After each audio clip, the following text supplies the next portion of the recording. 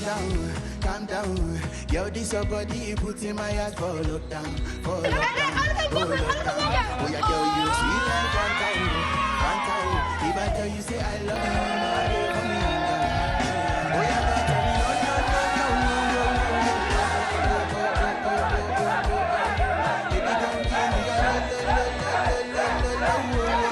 waxaan rabaa wax yar inaan idin dul maro programka caawa aan meeshaan u joogno iyo waxa uu daaran yahay kadibna aan barnaamijkeena aan soo koobno hadduu ilaahay subxaanahu wa tacaala ka raali noqdo idinkana dhammaantiin waa ku mahadsantihiin waqtiga qiimaha badan ee aad soo geliseen in aad nagala soo qayb gashaan kulanka horumarinta iyo isdhexgalka dhalinyarada iyo horumarinta isboortiga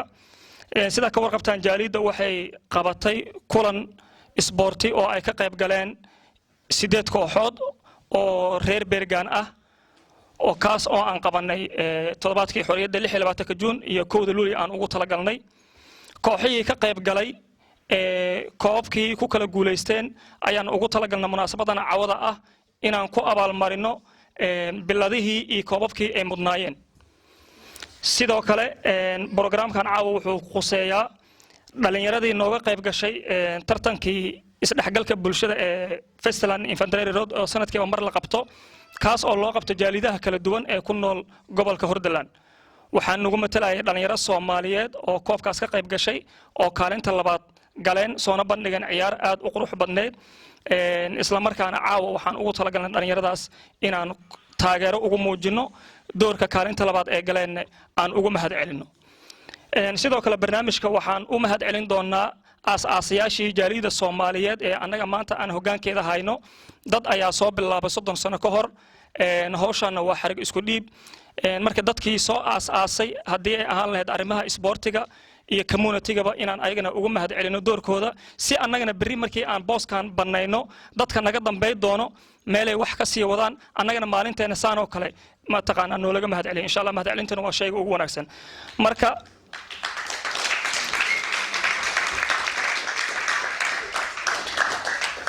marka inta aanan barnaamijka aan guda galin waxa marka hore ku furi doona aayadaha quraanka kariimka qolkii eebe waxaana inoo akhrin doona Sheekh Qaasin isla markaana inoo raaci doona kelmad yar oo ku aadan waano iyo wacyi gelin maadaama uu yahay dictorkeeni sheekayna falay tafadal أعوذ بالله من الشيطان الرجيم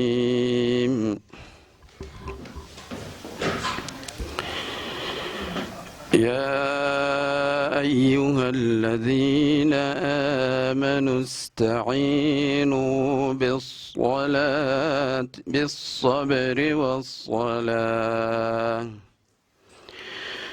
يا أيها الذين آمنوا استعينوا بالصبر والصلاة إن الله مع الصابرين ولا تقولوا لمن يقتل في سبيل الله أمواتا بل أحياء ولكن لا تشعرون صدق الله العظيم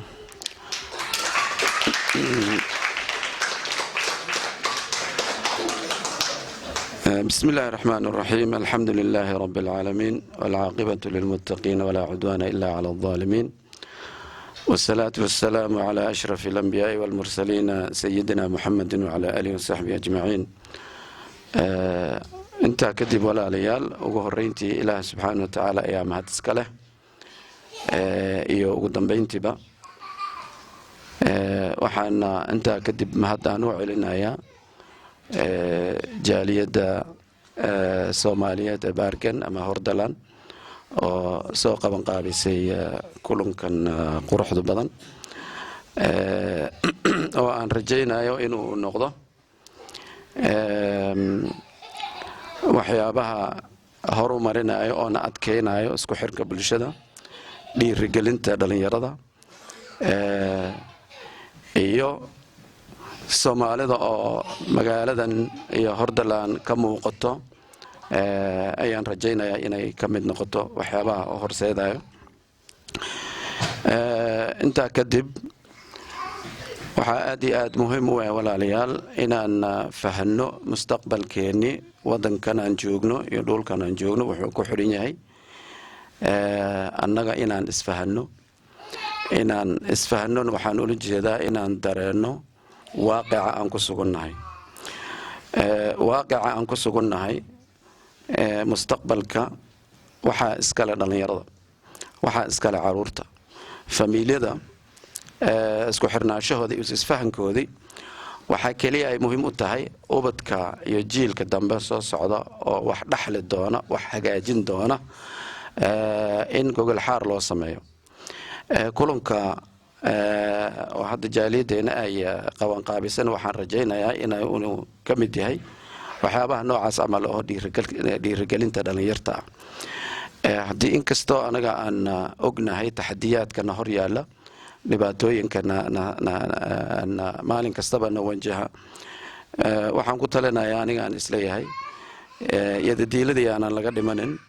mushkilaadku waxay ka mid yihiin waxyaabaha nolosha aasaaska u ah oo keena hal abuur curin iyo horumar ayaa lagu gaaraa waxaan leeyahay utfordringera möjligheter markasta oo aad taxaddi aad aragtid waxaad ka fikirtaa inuu yahay fursad ma aha inuu yahay caqabad inuu yahay sidaa darteed ikhwaani waxaan soo jeedinayaa in aan istaageerno caruurta iyo dhalinyarada khaasatan focuska la saaro waxaana soo wajahan taxadiyaad iyo dhibaatooyin aad u fara badan oo ku saabsan dhinaca caafimaadka dhimirka iyo waxyaabo ku saabsan daroogo aad iyo aad u fara badan ayaa magaalada ku jira wadanka ku jira young mentality ayaa jira waxyaabaha lagu mashquulin karo oo dhalinyarta looga soo saari karo meelaha ayaa ka mid ah sportiga iyo bulshadu waxyaabaha ay qabanayso dadka isu keenayo masaajiduna yaanan la hilmaamin dhalinyarada masaajidda ha lagu xiro ugu dambeyntiin waxaan kusoo gebagabaynayaa walaalayaal waxaanu ognahay waxaa socda dagaal waxaanu ognahay xaalad adag baa ka jirto Falastiin iyo Gaza xasuuq baa ka socdo waa iska complicated dhinacyo badan oo laga fiirin kara ayaa jirto waxaanu ogahay aan arrinka u soo qaadanaya muslimiin fara badan khaasatan dhalinyaro ay ku jiraan jawaabo badan su'aalo badan maskaxdooda ku jiro jawaabana ma hayaan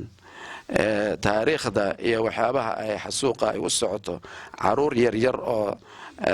waxba aan galabsanin in la laayo waxa keenayo tiiraanyadaas wayna haysaa fikirkaas wuuna hayaa waxaana muhiima aan ku talinayaa caruurta inaan la caburinin oo fursad la siiyo ay ka hadlaan arrimahaas guryaha inay ka hadlaan haddii ay fahansaneenna loo fidiyo gogol ay ku fahmaan loo macneeyo waxyaabaha dhacayo aad iyo aad bay muhiim u tahay haddii kale maskaxdaasi caburaad badan ba ayay keeni kartaa qofka depression bay u keenaysaa waxaana nala guddoon inaan walaalaheena aan u duceyno wixii kaalino aan geysan karna aan geysano waxaana rajaynayaa jaaliyadeena inay hore u socoto guul baana leeyahay wasalaamu calaykum waraxmatullahi wabarakaatu ما شاء الله شيء قاعد وماسين هاي حدنا وحق اللي ربنا مردو إن عوال مريمه بس مر كهرة قدوميها رنك سبورتيكا فطورة هي هالكلمة سينا يا ولا يتفضل فطورة وجهرين شي قاسم عبدل أدرسيسا آذن معلن نور الدين معلن عيزة ريفالدو iyo dhammaan gudoomiyii hore jaaliyada cali bulaale sidoo kale cabdiqafaar dhammaan maamooyinka marti sharafta waxaan ku salaamayaa salaanta islaamka assalaamu calaykum waraxmatullaahi wabarakaatu salaan kadib runaantii kulankan maanta aan iskugu nimi sharaf weyn bay noo tahay aniga iyo tiimkaygaba oo jaaliyadda aniga ka sports ahaan xiriiri gudoomiyaha sportiska aniga ku hadlaya magaca gudoomiyaha sportiska waxaan rabaa inaan maanta dhowr qodob ka hadlo aad iyo aad baa ugu mahadsantihiin kasoo qaybgalka ka soo qaybgasheen soo ajiibteen iyadoo ognahay Britol inay tahay Monday oo qof walba shaqo iyo iskuulaad iyo dana iyo hawlo ay ka dhacdo marka waxaan leeyahay aad iyo aad baa u mahadsantihiin kasoo qaybgalka ka soo qaybgasheen kulankan dhowr qodob ma raba maanta inaan ka hadlo runaantii saad ogtihiin kowdii luulyo iyo koobkii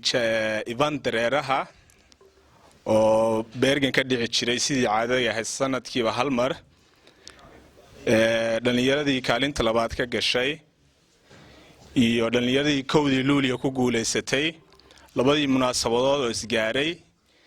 sida la ajligeed waxaan go'aansanay inaan hal mar si weyn munaasabad aan u wada jiibno dhalinyaradoo dhan oo qof walba mudnaantiisa iyo wuxuu mudnaa uu helo runaantii sharaf weyn bay tahay aniga ka futuurad ahaan maanta inay wajiyo maasha Allah uu ka mid yahay haddaan xuso macalinkay Rivaldo macalin Ciise inkastoo aan ahaa dhalinyaradii gadaal ka timi aan ku soo gaarin macalin Ciise laakiin maanta aan u jeedo Rivaldo sidoo kale Cabdiqafaar dhalinyaradii aan markaan imi magaalada Bergen anigoo ku cusub runtii meeshan magaaladan waxaa ka jirtay koox runaantii saldhig u ahayd magaalada Bergen oo runtii hadda aan u maleynayo in aad iyo aad loo tabay runaantii Rivaldo oo ahaa shakhsiga sportiska markii la yiraahdo Bergen absolutely looga dambeeyo koox Soomaali ninkii u horeeyay oo ku dhiiraday oo aan ognahay maanta qof yiri Soomaali baan leather sports ahaan u noqonayaa aan ognahay dhibaatada iyo caqabadaha iyo waxa uu kala kulmi karo inuu ku dhiiraday waqti galiyay generation anugu aan ka mid ahay soo saaray talentigoodii inay macnaha ay soo saaraan chance u siiyay isagu saldhig u ahaa runtii waxaan leeyahay aad iyo aad baa u mahadsan tahay mana ku ilaawi doono taariikhdana ku xusi doontaa qodobka labaad aan rabay inaan ka hadlo waxa weeyaan run ahaantii Bergen dhalinyaro fara badan baa ku nool waliba especially dhalinyaradu ugu dhanbe u badan yihiin oo dhalinyaro waxa weeye maasha Allah hadda soo wada koraya marka waxaan rabaa hadalka waxa uu ngul leeyahay anigu waqtigan imaanayay magaaladan waxa ka jirtay koox liyaad Jiarif oo macalinka ahaa macalin Rivaldo marka chance anigu waxaan u helay markaas anigoo magaalada ku cusub waa xasuustaa markii koowaad hal maalin baan la training garay Cabdiqafaar iyo baa igu soo dhaweeyay maasha Allah talentigii nasiib baan u helay kubad markaan hal maalin la ciyaaray in la yiraahdo maasha Allah kubadaadu waa fiican tahay waxaan ku rajaynaynaa inaad kooxda ku soo dhawaatid meeshan koox Soomaali baa ka jirta everybody waa u furan tahay qof walba oo kubadiisu iyo tishbilinkiisu fiican yahay waa la soo dhaweeyaa kooxda Soomaaliyeed baa lagu daraa dadka dhalinyarada waxay ku midoobeen waxay wax kala ma ahayn sports iyo midnimo iyo kalgacayl iyo Soomaalinimo isku keenay marka anigu waxaan u helay talentigeyga inaan soo bandhigo Chanisna waxa ii siiyay Ilaahay ka soo Cabdiqafaar iyo macalin Rivaldo iyo kooxda ma insha Allah isku duumanayd qof walbana markaas markuu magaalada Bergen yimaado dreamkiisu wuxuu ahaa inuu kooxda Soomaaliyeed uu ku biiro si uu talentigiisa ugu soo bandhigo meeshaas runtii kooxo badan baa ka jiray magaalada markaas waqti xaadirkaas anigu laakiin kooxda kaliya oo markaas oo xag koox ahaan diyaarsan oo tishbilin ahaan oo kooxda la oran karo meel walba ka diyaarsan markaas iyaga ay la muuqdeen sidaas la awleed waxaan ku dhiiraday inaan kooxdaas ku biiro sida la ajligeed waxaan uga mahadcelinayaa Janiska la ii siiyay marka hadalkayga muhiimadda waxaan ula jeedaa dhalinyarada maanta xagan ka noqdo oo iyaguna generationka soo koraya maanta Janiska anagu marka aan haysanay waxa moodaa run ahaantii iyagu hadda inaysan kooxihii jiray markaas magaaladu soo u shidnayd dadku sidii ma taqaana qofka dhalinyarada ku bad yaqaano markuu magaalada yimaado sidii uu macnaha moral ugu hayay inuu kooxda jiyaarif ka mid noqdo inuu dhalinyarada Soomaalida soo dhex galo xogaa waxa moodaa sportska xaqiisina aad u gaabiyay run ahaantii anagoo ka duulayna arrinkaas aniga teamkayguba ugu horeeyay gudoomiye bile waxaan go'aan ku gaarnay sportsku maadaama muddadii dhowrkii sano u dambeeyay Bergen uu hoos u sii dhacayo inaan inta kalaankeyga aan dadaalno aan niyad jabin run ahaantii booskii Rivaldo iyo Macalin Ciise iyo ma gaari karno laakiin waan dadaalaynaa isma dhiibayna anaguna waxaan rajaynayaa insha Allah Rivaldo iyo Macalin Ciise iyo waqtiga sportska ku soo lumiyeen anaguna insha Allah intaas ay ka badan iyo inta kanaalkeyga inaan gaarsiino waxaan kaloon rabaa inaan ka hadlo runtii dhalinyaradu way fara badan yihiin anaga ka jaaliyad ahaan ka leader sports ka leader ahaan waxa noo qorshaysan inaan koox aan sameeyno horeyna saan u sheegnay munaasabad horena aan ka sheegnay koox magaca Soomaaliyeed Bergen ku matasha oo jaaliyada Soomaaliska foreign host timaada oo quality tishbilin meel walba ka dhisan inaan laba kooxood baan isku daynay sida qorshaha iyagu yahay koox A laaga iyo koox B laaga ah si generationka yaryar oo soo korayna iyaguna dreamkooda uu noqdo sida A laaga bari kamaan ugu biiri lahaayeen oo dhalinyarada nin walba role model u heli lahaa dhalinyarada A laaga kaga horeysa uu isaguna ma taqaana kooxdaas ugu biiri lahaa inay u noqoto sayna dream arintaasna waa naga go'aanta insha Allah waana dadaalaynaa waana ku hawl jirnaa sida kale ogtihiin waxaan rabaa inaan wax yar taabto koobka la yiraahdo Evanderera markii la yiraahdo waxaad xasuusantiin Soomaalida wuxuu u yahay koob wuxuu ahaa run ahaantii markii la yiraahdo Evandereraha Soomaalida koob laga cabsado oo waqtigaas anagu aan ciyaari jirnay playerinta ahayn Macalin Rivaldo uu ugu hogaaminayay saawada ogtiin 3 sano xiriir baan ku guuleysanay taasna waxay ku timi isku duubnaan macalinkeyga runtii juhdi badan waqti badan nagu bixiyay dhalinyaro ma sha Allah quality leh training fiican baan la siinayay ma sha Allah runtii ma ilaawi karo marka anigu waxaan rabaa shalay chance-ka aan helay maanta inay dhalinyaradan ay helaan oo Evandereraha markii la yiraahdo runtii anaga waana laga cabsan jiray markaan ku leeyahay waana laga cabsan jiray wax kale oo looga cabsan jiray kubad ahaan baan looga cabsan jiray quality ahaan baan looga cabsan jiray discipline ahaan baan looga cabsan jiray because waxaan ogeyn qofka naga dambeeyay qofka juhdiga na galiyay marka waxaan rabaa dhalinyarada hadda meesha iga muuqata oo qaarkood hadda ma taqaana ma sha Allah dhalinyaro badan oo wada talent iyo Bergen jooga si ay iyaguna chance ugu helaan talentigooda meel ay ku soo bandhigaan shalay anigu chance baan helay Moulin Bris markaan imaanayaan oo ku cusub hal maalin oo aan la training gareeyay ba talentigayga lagu arkay waxa la ninkan kubadiisu waa fiican tahay kooxda lagu soo daro marka koox in la sameeyo Soomaalida Bergen joogta isku duubnaato waxay macnaha saldhig u tahay inuu bari ka maalin nin walba oo dhalinyaro oo Bergen jooga oo talent ku badal leh inuu talentigiisa markii la arko kooxda lagu soo daro talentigiisana uu chance u helo meesha inuu ku soo bandhigo si uu hadhowdii uu kooxa kale xataa Norwegian ama kooxa kale oo dhisan oo hore u socday soo ugu biiro laakiin haddaysan koox jirin meel uu ma taqaana Soomaaliya saldhig u ah uu bari ka maanuus talentigiisa ku soo bandhigi karin way adkaanaysaa cunugii inuu ma taqaana ii sheegay talentigiisa la arko sababta koox Soomaaliyeed ba ma jirto meeshii waxay noqonaysaa inuu Norwegiankaas iskala ciyaaro oo tilshulutna waxa way qofku iska uu noqdo ii sheegay qof maxay ahayd niyajaba marka run ahaantii wax badan baan rabay inaan ka hadlo waqtigoon ugu yar awgiis waxaan rabaa oo kale inaan halkan aan ka xuso run ahaantii dad ma sha Allah jaaliyada aad iyo aad runtii u soo support gareeyay ma sha Allah juhdi fara badan ugu bixiyay run ahaantii dadkaas waxa weeye ma ilaawi karno iyagana waxa leena taariikhdan xusi doonta insha Allah hadaan meeshan wajiyo intaan xusin insha Allah raali hadaan leeyahay hadaan meeshan wajiyada aan ka xuso Gaabow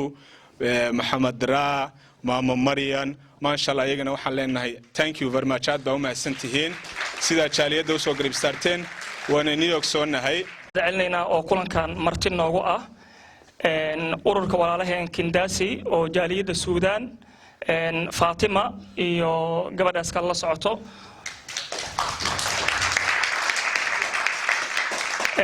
suudaan iyo soomaaliya runtii xiriir aad u wanaagsan oo soo jireen ayaa ka dhexeeyo waxayna si dhow ugu mid yihiin dadka mataqaanaa wada shaqaynta dhow lala jaalida soomaaliyeed ee gobolka Hordaland waana ku faraxsannahay in munaasabadan caawa ay nagala soo qayb galaan Faatuma iyo gabadhaas kale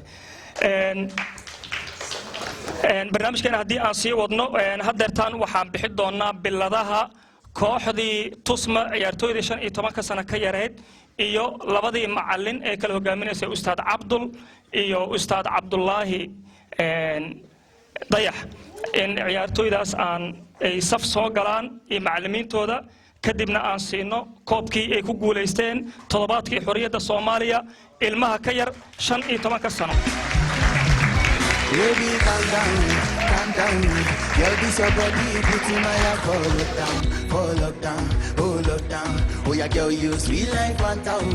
Fanta. If I tell you say I love you, no day for me anger. Oh yeah, no tell me no, no, no, no. Oh, oh, oh, oh, oh, oh, oh, oh, oh, oh, oh, oh. Baby, come give me a lo, lo, lo, lo, lo, lo, lo, lo, oh, oh, oh, oh. You got me like whoa, whoa, whoa, whoa, whoa, whoa, whoa. Shawty gon' give me your lo lo lo lo lo lo lo whoa whoa whoa. I see this fine girl from my party, she wear yellow. Every other girl they do too much, but this girl mellow. See now in my divine situation, I go use this that I'm mellow. Finally I find way to talk to the girl, but she know below. Who you gonna phone for? But you know I go for one, and I start to feel a bum bum one. But she did give me some small one. I know, so she said me passing down one. But she feeling easy, go on. Cause her friends, they come and like she go on. When they come and like she go on. Oh yeah, baby, calm down. Oh yeah, calm down. Yo, this your body, put in my heart for lockdown. For lockdown, oh lockdown. Oh yeah, girl, you sweet like Fanta, sweet like Fanta. If I tell you, say I love you, no, they put me under. Oh yeah, no, tell me no, no, no, no. Everybody now. Oh, oh, oh, oh, oh, oh, oh, oh, oh, oh, oh. Baby, come give me your lo, lo, lo, lo, lo, lo, lo, lo, oh, oh, oh, oh. You got me like whoa, whoa, whoa, whoa, whoa, whoa, whoa. Sorry, come give me your lo, lo.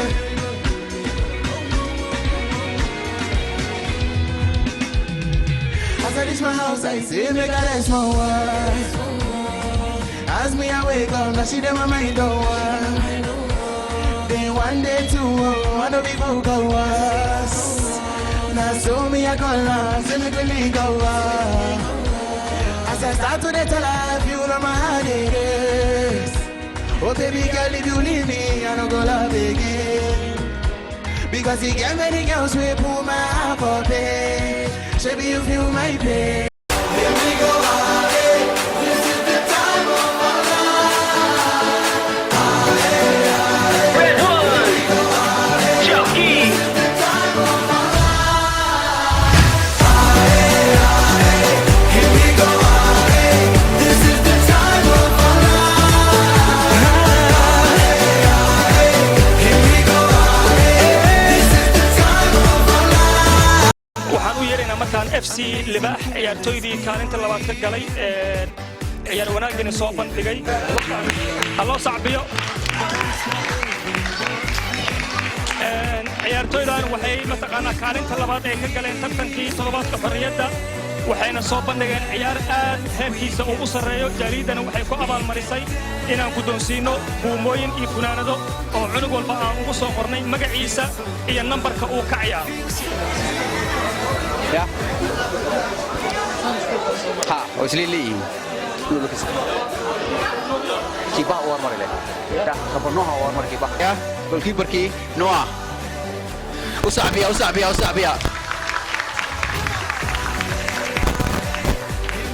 Bukan sila dari bakka. Kita bila itu. Ninka labaad waxaa waaye number 2-ga Nathan.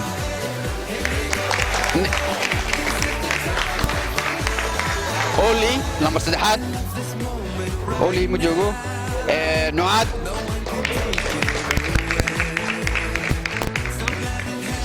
Waa lambarka 3-aad. Nambarka 4 waxaa iska leh Noaad.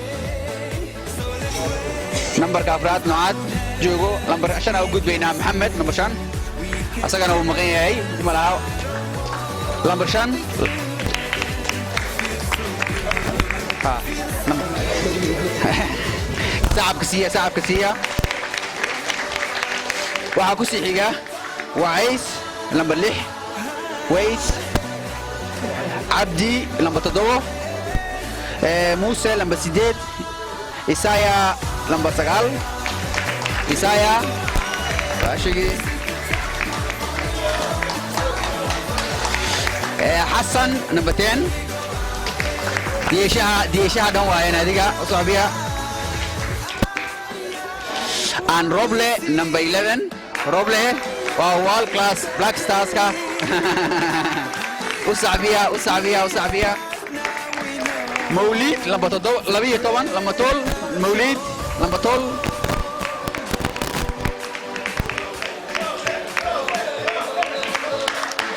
عبدي نمبر 6 عبدي وصعبية جونيور كا تالنت وورلد كلاس تالنت بلال نمبر 7 محمد نمبر 9 سيد محمد واي نمبر 9 محمد يا وكان هذا نيرتي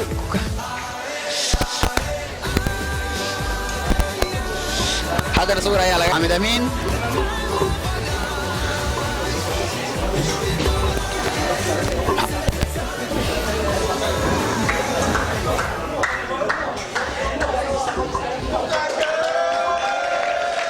محمد أمين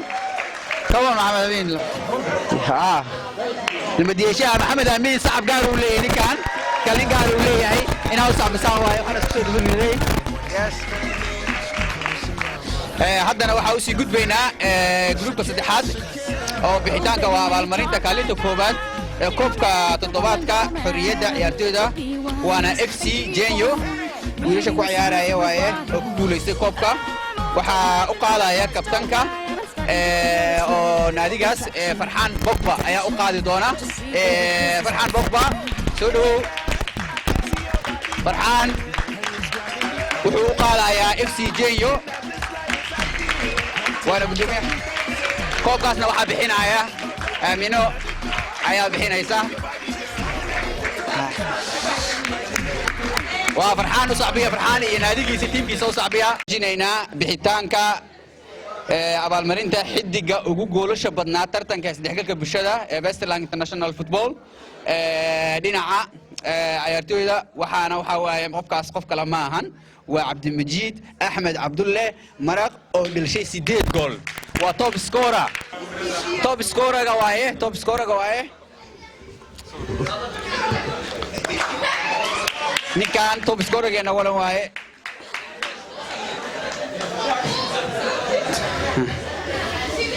وصعبي عبد المجيد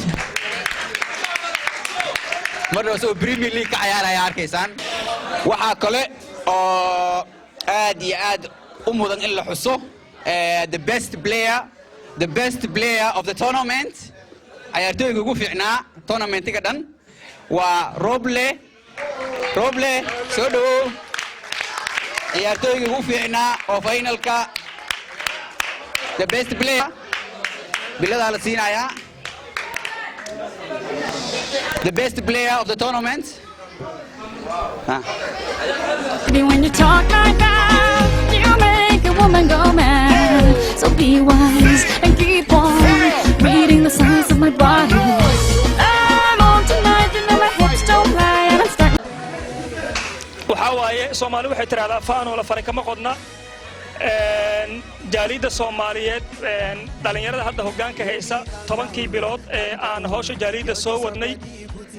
waxaan sameynay isku dayo badan iyo barnaamijyo badan maamulka jaaliyada markii aan wada fariisanay waxaan garanay inaan qiimeyn ku sameeyno dadkii jaalidan u soo shaqeeyay iyo kuwa hadda shaqeynayo ay waxaan ka hadlaynaa Soomaaliska foreign in aan u diyaarino shahaada sharafiyo ama jaa'iso midda ugu sareysa oo ay bixiso jaaliyada Soomaaliyeed waxaana ugu wixii doonaa dadka aan jaaisooyinka sii doona iyo abaalmarinada hadiyadahan qiimaha badan aan ugu talagalnay shahaadada koowaad waxaan sii doonaa gudoomiyaha isboortiga mudane Faturo oo runtii 10kii bilood ee aan hawshan haynay wax badan oo la taaban kara ka qabtay arrimaha isboortiga iyo isdhexgalka dhalinyarada marka insha Allah waxaan rajaynayaa Faturo inaan shahaadadiisa aan guddoonsiino آمين أما قفل من قفل سي جاي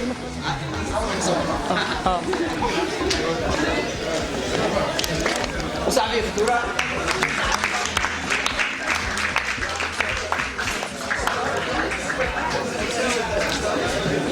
فاتورة هذا ومهدسن yahay waxaan markaan aan mikrofoonka aan ku soo dhaweynaynaa si aan asna shahaado sharaftii aan ugu talagalno guddoonsiino isla markaana oo inoo raaciyo kelmad kooban oo ku aadan doorka isboortiga 10 sano ka hor ilaa 15 sano ka hor sida uu ahaa waa ninkan haddii uusan jiri lahayn isboortigan ma soo bilowdeen inkastoo laga sii horreeyey haddana waxaan rabaa inaad ila soo dhaweysaan faarax cabdi axmed rifaldo guddoomiyihii isboortiga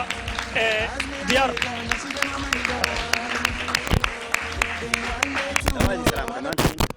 ogtiin baan rifaaldan ku magac dheerahay faarax cabdi xaashaa la dhahaa laakiin rifaaldan ku magac dheerahay wax yaraan rabaa inaan ka dhaho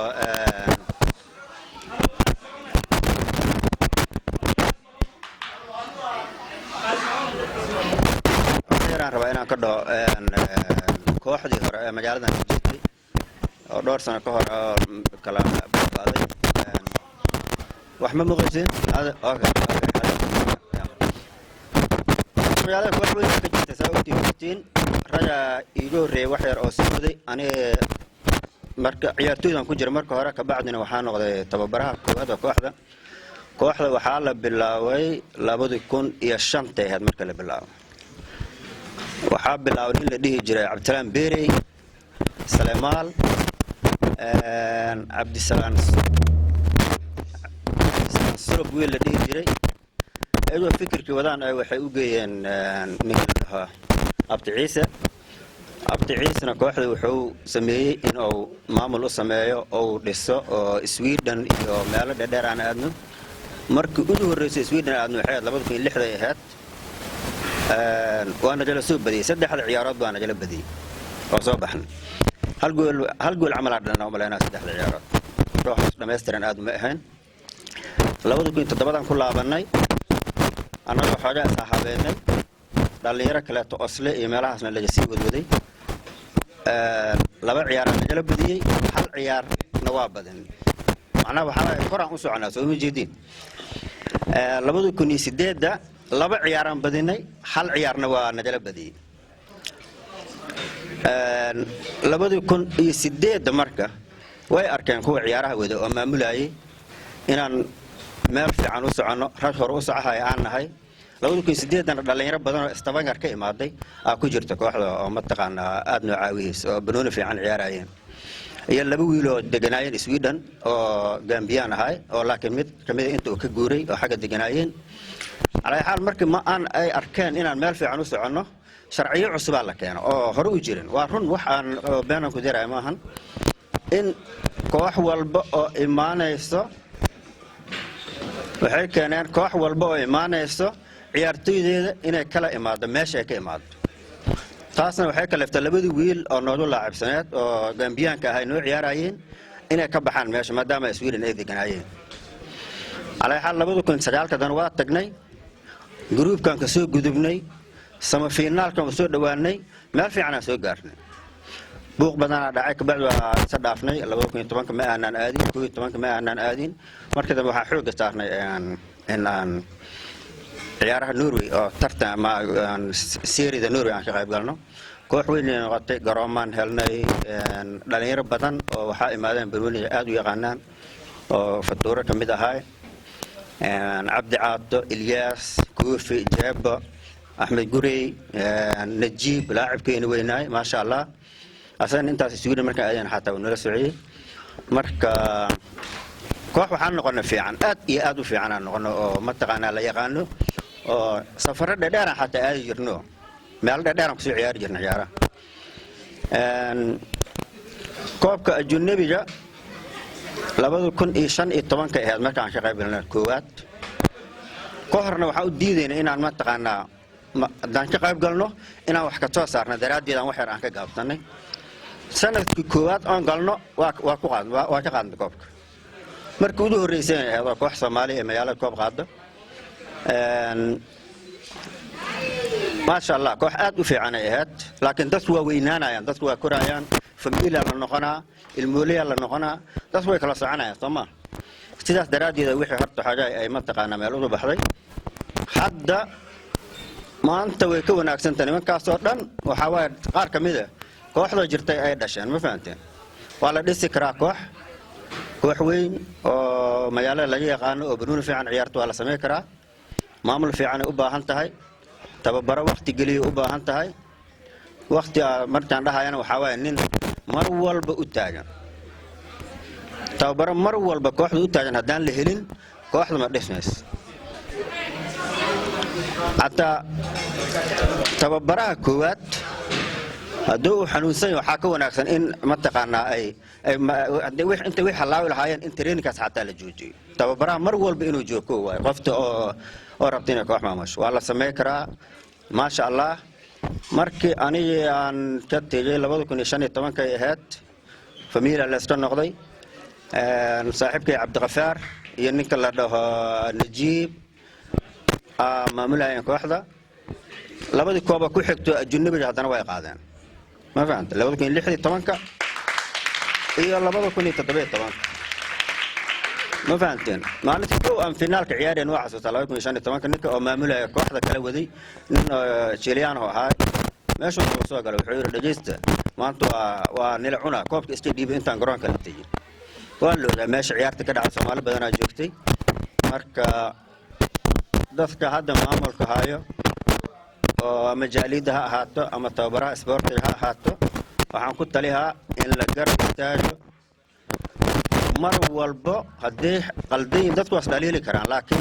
mar walba in lagu fikiro dadkan ummadda wax u qabanayaan inta laga bedelayo ayaga joogaan ayaga la garab istaago maamul xun maamul la'aan u dhama waa ogtiin Soomaa ya muhiim waay ama jaalida ha ahaato ama tababaraha gudoomiyaha isboortiga ha ahaato ama nin tababaraha cusub ha imaado alla isdhaliilo laakiin hala garab istaago oo yaan mataqaanaa howlo kale iyo arrimo kale yaan lagu dhinac furin mataqaanaa inay wix halaabaan ma fiicno waxaan haysano mar walba inaan haysanaa wanaagsan inta aan haysan karno magaci sii jiro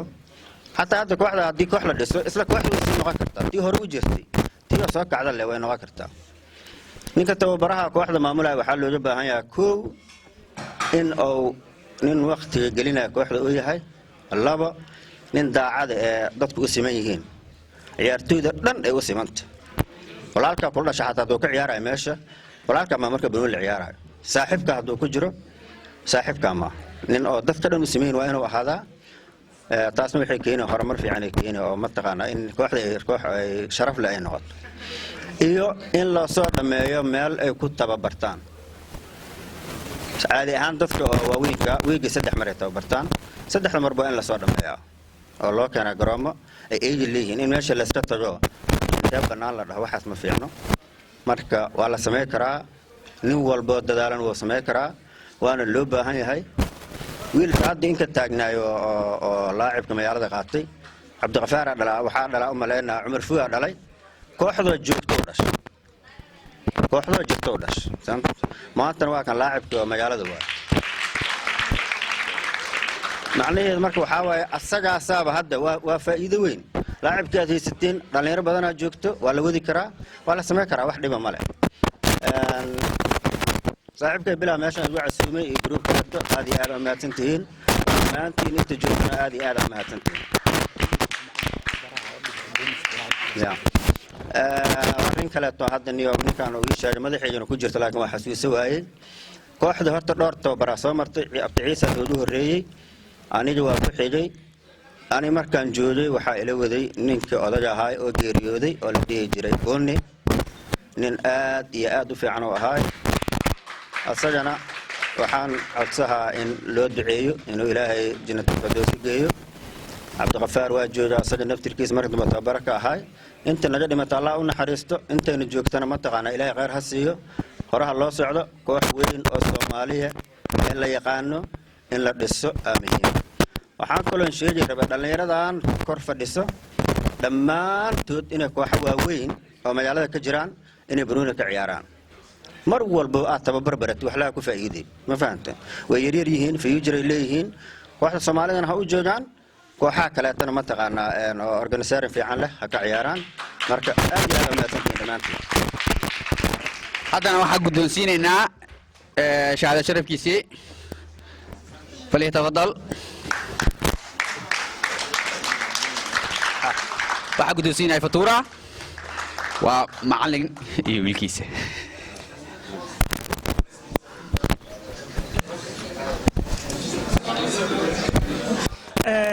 markaan waxaan ku soo dhaweynaa cabdiqafaar qaalana cumar cusmaan hormuudkii isboortiga gobolka Hordaland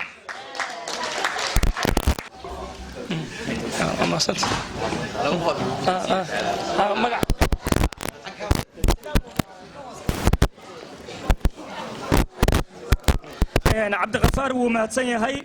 wuxuu la soo shaqeeyey Rivaldo sidoo kale wuxuu ahaa ciyaartooy naadigii diyaaro markaan waxaan mikrofoonka asnaan ku soo dhaweynaynaa si aan jaayisidiisa u siino walaalkeen Axmed Nuur Ibrahim Axmed Nuur Gurey Axmed Nuur wuu maqan yahay Yaasiin Guuleed asna waxa waaye cudurdaar uu nooga maqan yahay محمد داهر سفر أيوكم مقيا هاي حمزة بلال أحمد حمزة أصلا ولكن ومقيا هاي قدومية إسبورتيغا يوم وهجا جدونا أحمد قدر أحمد توبريه وفعنا وقتها هذا الجوجو سونا جارسي كان أنت لما عيارتوي الصوماليات كوب كفستلان إنفاندري كان أنت لما تلقى شيء أحمد أكي ولكن أصلا ومقيا هاي نجيب محمد عبدي نجيب أصلا وضده كوسو جرا ولكن وماتسيا عثمان شيع علي أورنتي أصلا عاوية لرجالية قبير إسبورتي wuxuu si dhow ula soo shaqeeyay macallimiintii aan ka soo sheekay koobkii ugu dambeeyay asna wuu maadsan yahay tacsiir soo gashay walaalkeen safar ayuu ku maqan yahay gudoomiyaha isboortiga ayaan ugu dhiibi doonaa annagoo dhammaanteen u tacsiyadeena suldaan maxamed cawil mar waa ciyaartooy mar maamul waa dhiirigeliye waa jiil walba ku fac waaye ninkaas suldaan hana la soo dhaweeyay sidoo kale wuxuu ahaa gudoomiyihii hore isboortiga jaaliyadda Soomaaliyeed ee gobolka Hordaland suldaan magaciis fiiri سيجد شهادة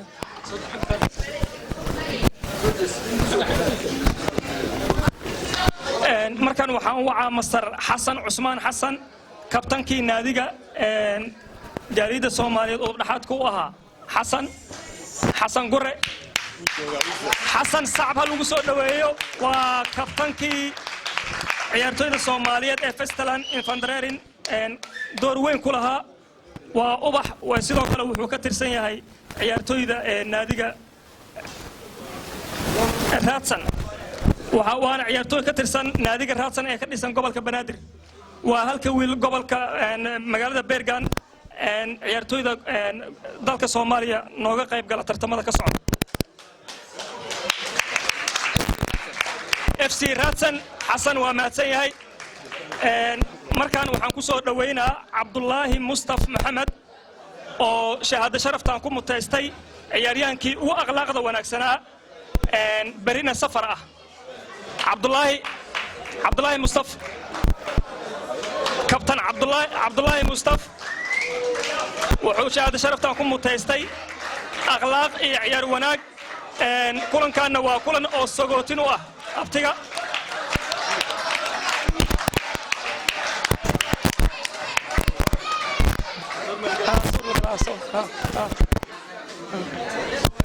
Cabdullaahi berina waa safar kulankaana waxa waaye bye bye ayay u tahay saaxiibadiis waxaan rajaynaynaa caawa inay macsalaamayn doonaan berri ayuu ku sii jeedaa magaalada Muqdisho caafimaad iyo nabad Allah ku geeyo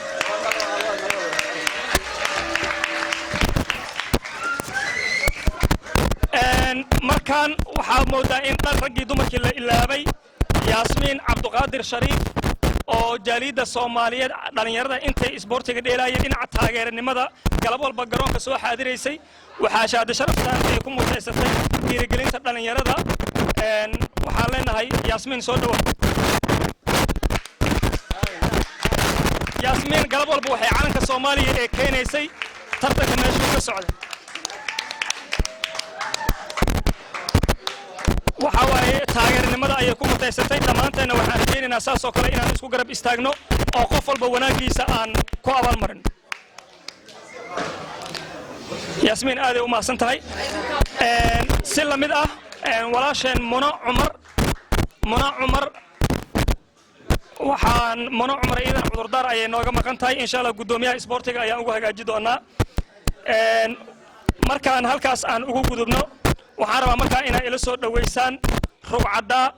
aabihii jaaliyadda Soomaaliyeed ee gobolka Hordaland indhihii magaalada aas-aasihii jaaliyadan maanta aan halkaan u joogno Dr. Sheikh Ciise inay ila soo dhaweysaan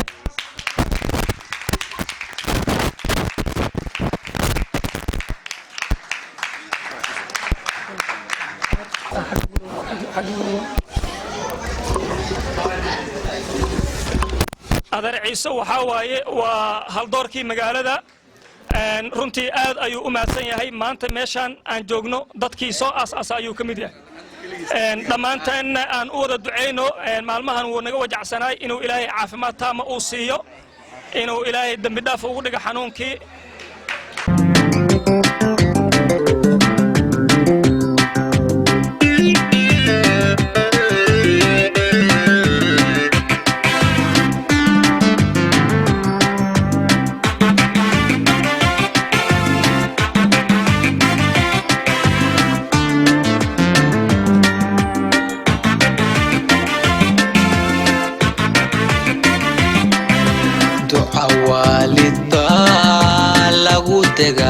dadaal iyo wax qabadba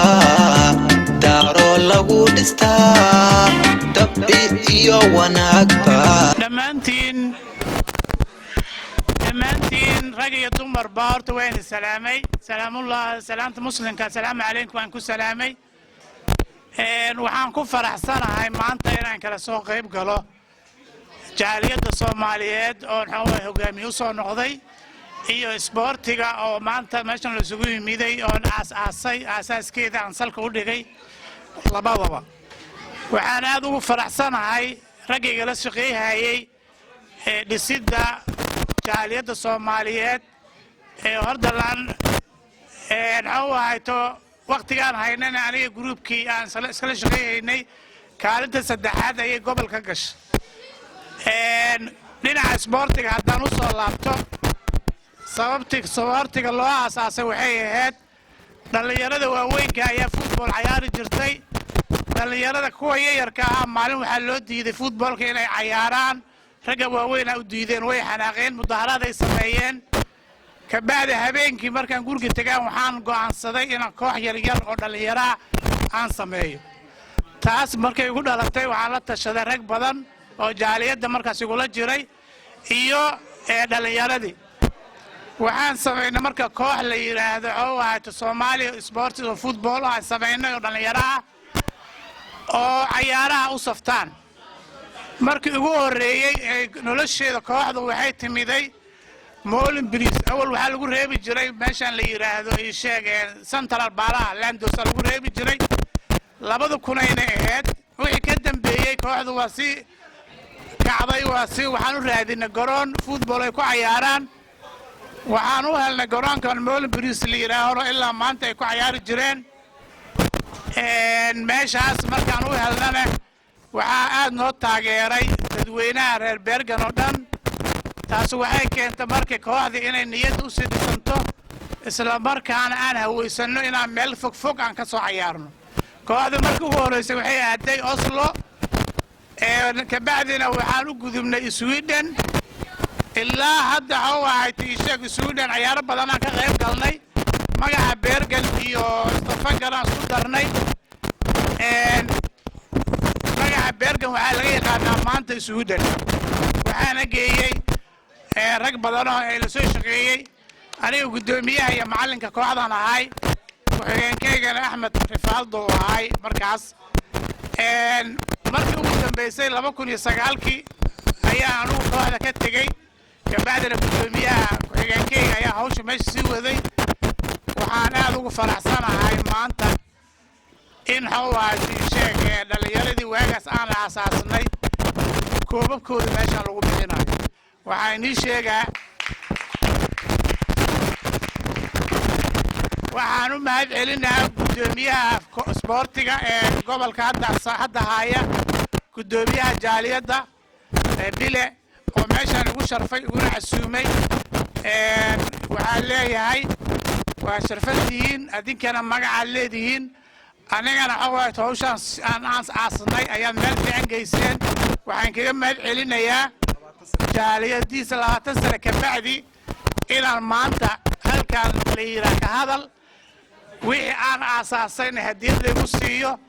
qof kastoo wax qabtana saasay ahaay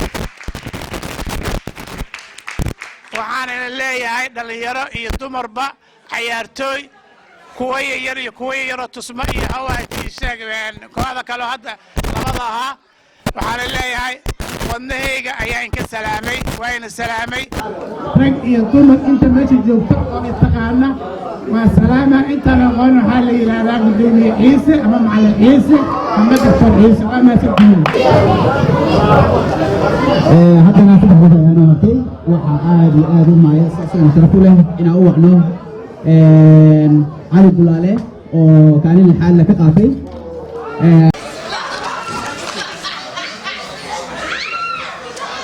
haddana waxaa ku soo dhawaynayaa fanaankeenna qof aad iyo aad dadka dhan u yaqaanaan xasan rooti soo dhawow adigana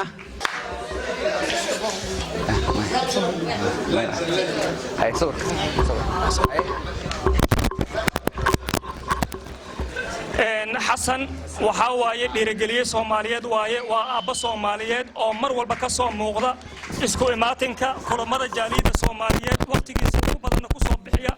inuu mujtamaciisa uu taageero waqtigiisa ku taageero energy geliyo marka waxaa leenahay xasan wax kasta waa ku mahadsan tahay aad iyo aad horta waxaan u faraxsanahay caawa isku imaashahana kale weliga ima soo hormarin aasaasiyaasha ilaa haddana waa isu kaymid waayo dadkan waxay raadinayaan wax la dhaho isdhexgalka bulshada hadday isdhexgelin la saarki maayo la isfahmaayo la sheekaysan maayo nin walba meesha asaga yimid u ordaa laakiin waxaan kaloo usii mahad celinayaa dhallinyarada isboortiga oo koobka hadda qaaday iyo kuwa ka sii horreeyey oo soo dadaalay oo intaas soo muujiyey aniga isboorti hore ahay laakiin kama sheekeeyo isboorti laakiin waxaan jeclahay kii loo hagaage naqoo loo haweeyahay kii loo hagaage naqoo loo haweeyahay danta waa wada jir waa wada socod waa wada haqabsi waa ismaqal waa kala dambayn xishmad wax walba ay ku saacan tahay laakiin caawa aniga ma usaxan karo waxaa lagu jiran hadiyad oo zaa'ida oo dadka dhan lilay xasanow meel walba waa ka soo muuqatay waa jeclahay inaan bulshada mar walba kasoo dhex muuqato haddaa bulsha la'aanta haddaan jiri lahayn maba joogeen baa aniga waddankan iyo meel u dhow wayna wanaagsan tahay in bulshada la dhex galo oo laisla hadlo oo la sheekaysto waa mahadsantihiin aad iyo aad aa mahadsantihiin guddiga iyo dhallinyarada isboortiga haddana waxaa ku soo dhawaynayaa waa biladii ugu dambaysay waa biladii ugu qaalisanayd waxaa ku soo dhawaynayaa hadda mudana gaabow oo asagana kaalin lixaad ka qaata jaaliyada iyo dhalinyarta iyo asxaabta iyo footballka iyo everything mar kasta jaaliyada ku dhex jira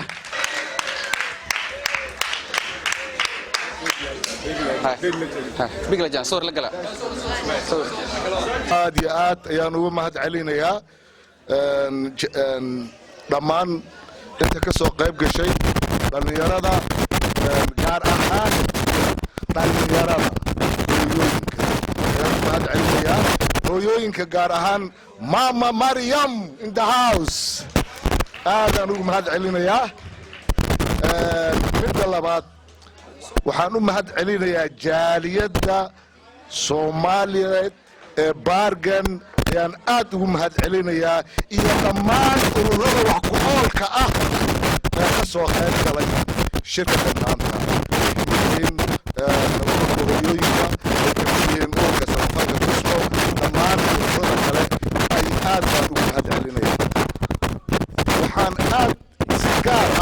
anoon hadalka badinaynin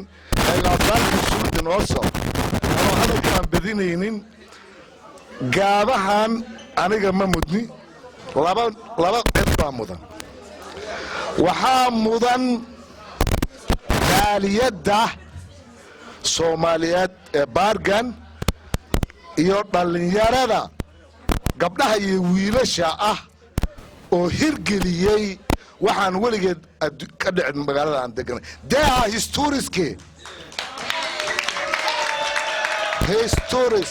walaalkay jaaliyadda qaybta uga ah isboortiga lajan ayaa tahay lajan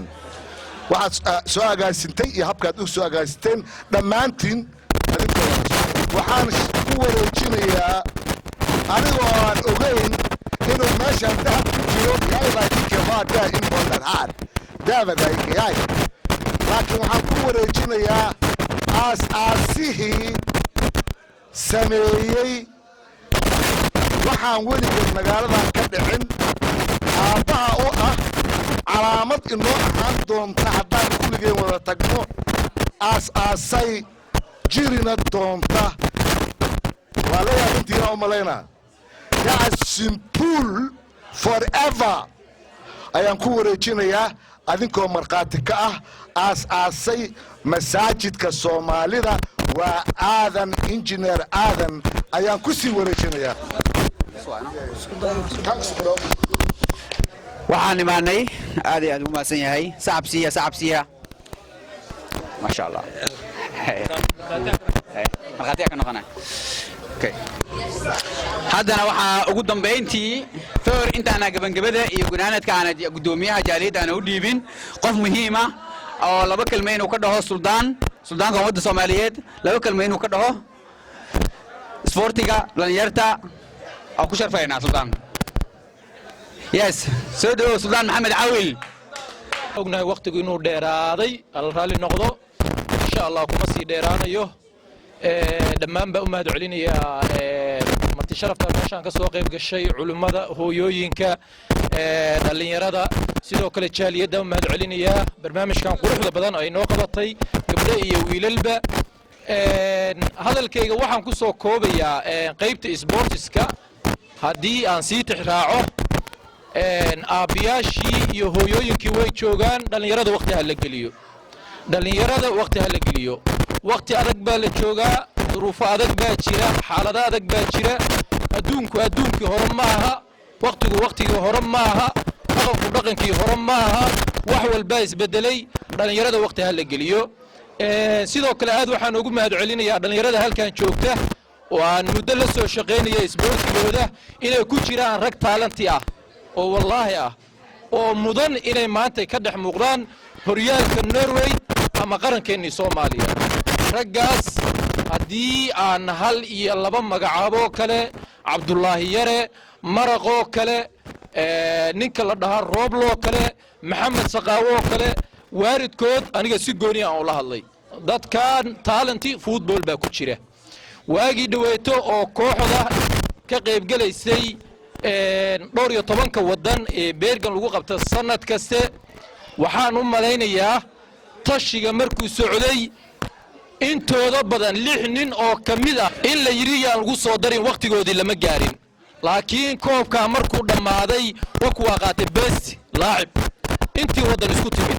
ragga roobla kamida waaridkood waan la hadlay insha Allah taala hala garab istaago waxaanu rabnaa inay meel fiican ka soo muuqdaan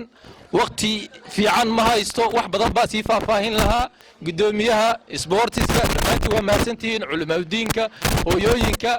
aad baa idin salaamaya kabtanka xasan kabtankii kooxda sharaf baa mudanta waa ku hilmaamay salaamu calaykum waraxmatullaah